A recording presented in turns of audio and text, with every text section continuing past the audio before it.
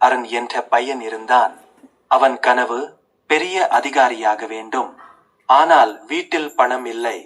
பலர் அவனை பார்த்து உன்னால முடியாது என்று கேலி செய்தார்கள்.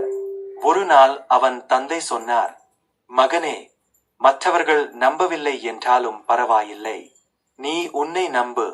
அந்த வார்த்தை அருணின் வாழ்க்கையை மாற்றியது. அவன் தினமும் காலை 4 மணிக்கு எழுந்து படித்தான். தோல்வி வந்தது. மீண்டும் முயன்றான். நண்பர்கள் கைவிட்டார்கள். ஆனாலும் கனவை கைவிடவில்லை. பல வருடங்களுக்கு பிறகு அதே கிராமத்திற்கு அவர் அதிகாரியாக திரும்பி வந்தார்.